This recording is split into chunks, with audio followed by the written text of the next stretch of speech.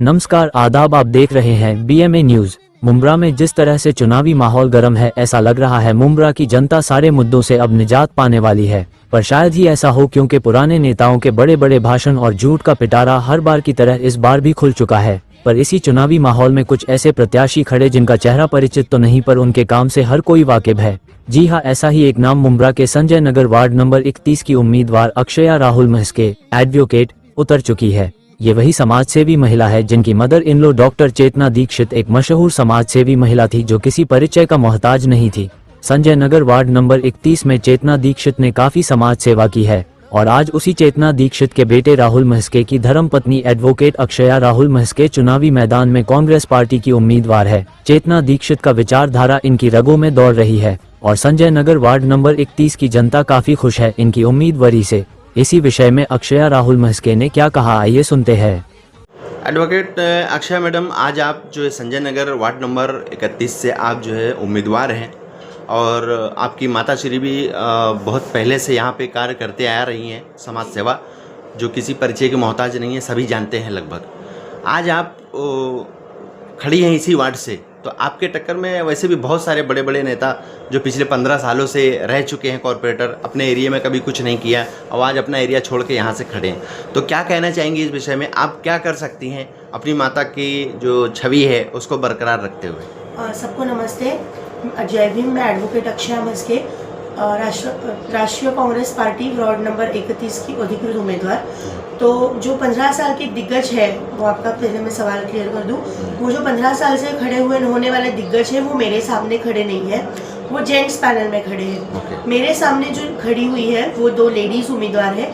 एक लेडीज उम्मीदवार खड़ी है NCP अजित दादा पार्टी से और दूसरी लेडीज कैंडिडेट खड़ी है NCP शरद पवार पार्टी से। ये अपोजिट है आपसे? जी, ये मेरे सामने खड़े हैं। तो जो NCP AP से खड़ी हुई कैंडिडेट मैडम है उनके बारे में हम ना बोले तो ही बेहतर है।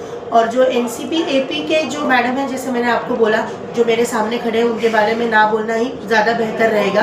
और NCP SP की जो मैडम है उनके बारे में मैं आपको बता दूं कि उनके घर के इससे पहले नगर सेवक रह चुके हैं, पिछले 13 साल से उनके घर के नगर सेवक है, पर उन्होंने चाहिए वैसा जो प्रभाग के लिए डेवलपमेंट होना चाहिए वो आज तक कभी किया नहीं। दूसरी बात, पिछले 13 सालों में जब से वो नगर सेवक है तब से लेके आज तक उनका हमारे प्रभाग में एक भी ऑफिस नहीं था। मतलब अगर आपको उनको मिलना है या उनसे आपको कुछ काम करवाना है तो उनको पहले हमें ढूंढना पड़ता था। और तीसरी सबसे अहम बात, जो कैंडिडेट आज मेरे अपोजिट में खड़ी है शरद चंद्र पवार पार्टी से, उनको मैं डे 1 से कहती हूँ कि वो ट्रॉफी वाइफ है। ट्रॉफी वाइफ का सीधा सीधा मतलब है कि उनको राजनीति का र भी पता नहीं है, उनको सोशल वर्क का श भी पता नहीं है, बस इलेक्शन के टाइम पे उनको लाके खड़ा कर दिया है तो क्योंकि उनके घर वालों को इलेक्शन लड़ना है। तो मेरा सबसे अहम सवाल ये है जनता के लिए भी कि आपको अगर आपका नगर सेवक चाहिए, वो नगर सेवक आपको ऐसा चाहिए जो आपके वार्ड में है, या वो नगर सेवक आपको ऐसा चाहिए कि जो पलावा से आ रहा है, आपको उनको ढूंढने के लिए आधी रात को अगर आपको कोई तकलीफ होती है तो उनको मिलने के लिए आपको पलावा जाना पड़ेगा, या ऐसा नगर सेवक आपको चाहिए कि जो लोखंडवाला से है, आधी रात में उनको ढूंढने वहां जाना पड़ेगा। तो आपके माध्यम से मैं जनता को बस यही कहना चाहूंगी कि आप अपने लिए एक स्थानिक उम्मीदवार चुनिए जो आप में से है, आपके यहाँ पे रहा है और एक पढ़ा लिखा इंसान है जो बोल सकता है। अभी 10 मिनट पहले की मैं आपको बात बता दूं, यहाँ पे उनकी मीटिंग हुई पार्टी की लोगों को अपील करने के लिए, तो मैडम ढंग से अपील भी नहीं कर पाए। तो ये मैडम जाके आपके लिए महासभा में क्या सवाल उठाएगी, आपके लिए क्या मांगेंगी लोगों से?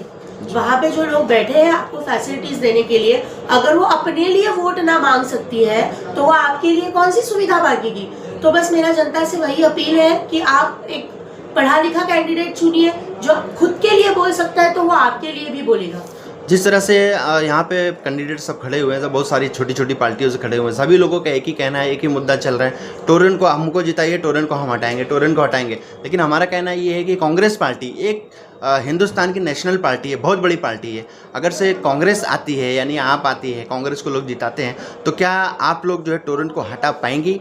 देखिए, मेरा डे 1 से एक है चीज़ कि इम्प्रैक्टिकल जो पॉसिबिलिटीज है वो हम लोग नहीं बोलेंगे, क्योंकि ये टोरेंट का जो मुद्दा है ना, ये मुद्दा जो है वो हाउस का मुद्दा है, MLA की अख्तियारी का मुद्दा है, जिसमें नगर सेवक का कुछ लेना देना नहीं। बहुत सही बात है, बिल्कुल ठीक है। नगर सेवक का काम क्या है? जो बरसों से चलते आ रहा है गटर वाटर मीटर, वो भी हम कितना करेंगे? वो सबको मिल चुका है। उनको वो इंफ्रास्ट्रक्चर मेंटेन करने के लिए हम काम कर सकते हैं। और इसके बाद मेरे 3 अलग मुद्दे हैं, वो है हेल्थ, एजुकेशन और स्किल्स डेवलपमेंट। इस पे हम काम करेंगे, क्योंकि मेरा तबका अगर आप देखोगे तो मेरे तबके में जो औरतें हैं वो अपने हेल्थ से रिलेटेड कंसर्न नहीं है। बहुत सारी चीज़ें हेल्थ से रिलेटेड है, उनके इश्यूज से रिलेटेड है, पर उनको उसके बारे में कुछ अवेयरनेस ही नहीं है। अगर आप बच्चे देखोगे, टीएमसी स्कूल में जाने वाले जो बच्चे हैं उनका एजुकेशन का स्तर अगर आप देखोगे तो वो भी सही से नहीं चल रहा है। उसके ऊपर हम काम करेंगे, क्योंकि मेरे एरिया के जो लोग हैं हर एक को प्राइवेट स्कूल नहीं परवड़ सकता। हर एक इंसान जो है वो महीने की 1200 रुपया फी नहीं भर सकता, क्योंकि मेरे एरिया में ऐसे लोग हैं कि जो हाथ पे कमा के खाते हैं, कि जो दिन के दहाड़ी पे कमाते हैं। दिहाड़ी पे कमाने वाले लोग क्या 1200 रुपया भरेंगे? तो जो अगर हमें एक फैसिलिटी दी गई है टीएमसी स्कूल की, तो हम उसको यूटिलाइज करेंगे, उसके डेवलपमेंट के लिए बात करेंगे। सो बेसिकली पहले से ही मैं जो है वो हेल्थ, एजुकेशन और स्किल डेवलपमेंट पे काम करते आई हूँ। मेरा खुद का ये कहना है कि औरत अगर अपने पैरों पे खड़ी रहेगी ना तो वो अपने घर को अच्छे से चला पाएगी। उसके लिए मैं आपको बता दूँ, 2017 से हम लोग ना औरतों के लिए अलग अलग स्किल डेवलपमेंट्स की क्लासेस चलाते हैं, जिसमें उनको हम cake making, mehndi, English speaking, jewellery making, beauty parlour, ये जो आप अपने घर से बैठ के कर सकते हो, सिलाई का काम हो गया, उन सब का स्किल्स डेवलपमेंट देते हैं। एक बैच हम लोगों ने अभी जनवरी में ख़त्म की है। तो इसलिए मेरे ये अहम मुद्दे हैं, जो ऐसी चीज़ों का वादा मैं करूँगी ही नहीं जो प्रैक्टिकली इम्पॉसिबल है। अभी तक जितने भी नेताओं से हम लोगों ने बाइट लिया, जितने भी लोगों ने बताया, आपने बहुत सही कहा कि ये टोरेंट का मुद्दा बहुत हाई लेवल का मुद्दा है। ये कॉरपोरेशन इलेक्शन का है ही नहीं, तो झूठे आश्वासन लोग दे रहे हैं सिर्फ वोटिंग के लिए, ठीक है। और दूसरी चीज़ कि आपके गले में ये जय भीम का एक पट्टा है, इसका क्या है? ये युति है आपके साथ? नहीं, मैं खुद उस कम्युनिटी से बिलोंग करती हूँ। बहुत सारे लोगों को वो चीज़ समर्थन है, यानी कांग्रेस को उनका? जी, मेरे कम्युनिटी का मुझे समर्थन है, क्योंकि मैं जब वोट टू वोट जा रही हूँ तो लोग, एक मराठी में कहावत है कि हम लोग आम्ही जातीत माती खातो। तो बहुत लोगों का मुझे यही कहना है कि हम लोगों ने जात को बहुत देख लिया, पर वो हमारे लिए कुछ कर नहीं रहे हैं। सिर्फ 2 साल के 2 जो हमारे बड़े दिन रहते हैं, एक होता है बाबा साहब अम्बेडकर जी की जयंती और एक महापरिनिर्वाण दिन। बस वो 2 दिन वो आके चेहरा दिखा के हम लोग को निकल जाते हैं, पर उन्होंने आज तक हमारे लिए कुछ नहीं किया। तो इस साल मुझे उन्होंने वही कहा, मेरी कम्युनिटी के लोगों ने, जैसे अम्बेडकर नगर हो गया, पडलेकर वाड़ी और छोटे मोटे इलाके में जो हमारी कम्युनिटी रहती है, उन्होंने मुझे यही कहा कि इस साल हम लोग जाति में माती नहीं खाएंगे, हम लोग एक पढ़ा लिखा इंसान लाएंगे जो हमें सपोर्ट करेगा, हमारे बच्चों को सपोर्ट करेगा, बच्चों को अच्छी चीजें सिखाएगा। यानी ये लोग समर्थन दे रहे हैं आपको बहुत अच्छे से। एक बड़ा मुद्दा है जो अभी बहुत लोग नहीं कर रहे हैं, हालांकि ये आम है, कि स्कूल शिक्षा की आप बात कर रही हैं। प्राइवेट जितने भी स्कूल हैं मुंब्रा में या फिर महाराष्ट्र में कहीं भी, सभी स्कूलों में 25% बच्चों का जो रिजर्वेशन है, यानी अगर से आईटी के तहत कि 25% जो गरीब बच्चे जो फीस नहीं भर सकते, नहीं कर सकते, उसको प्राइवेट स्कूल उनको फ्री ऑफ कास्ट में पढ़ाएगा, लिखाएगा सारी चीज़ें। लेकिन मुंब्रा में जितने भी स्कूल हैं वहाँ पर अभी देखा जाए तो कहीं भी ऐसा नहीं है। तो ये जो रिजर्वेशन है जाता कहाँ है? स्कूल वालों से आप सवाल करेंगी इस विषय में? आपको इसमें करेक्ट करती हूँ। 2014 से हम लोग आरटीई का काम कर रहे हैं। 2009 का आरटीई का रूल है। 2014 से मेरे ऑफिस से आरटीई के फॉर्म भरे जाते हैं। आज तक 2025 तक मेरे ऑफिस से लगभग 150 से 200 बच्चों का आरटीई के तहत एडमिशन हुआ। सिर्फ पिछले साल हम लोगों ने ये इशू फेस किया कि जो बच्चों को आरटीई के तहत एडमिशन मिला है उनसे स्कूल फीस डिमांड कर रही थी जी। तो वो मुद्दा हमने उठाया था। उसके बाद स्कूल से बोला हमें कि हमें ऊपर से फंड नहीं आ रहा है। तो मेरा वापस वही कहना है कि टीएमसी उनको फंड नहीं दे रही है। क्यों नहीं दे रही है? क्योंकि आपने जो चुन के भेजे हो ना, वो बोल नहीं पा रहे, वो आपका हक वहाँ पे मांग नहीं पा रहे। तो इसलिए मैं कह रही हूँ कि एक पढ़ा लिखा इंसान आप वहाँ भेजो तो वो आपको आपके हक दिलाएगा। इस चीज़ से वाकई जो जनता को जो है पता नहीं है इस चीज़ के बारे में, आप जैसे लोग अगर से चुन के आते हैं तो इस चीज़ पर मुद्दा उठा सकते हैं। आपके बगल में बैठे हैं साहिल भाई, ये बहुत ही उत्तर प्रदेश से आप जो बिलोंग करते हैं और काफ़ी अच्छे नेता हैं, आप भी लड़ चुके हैं और काफ़ी अनुभव है नेतागिरी का।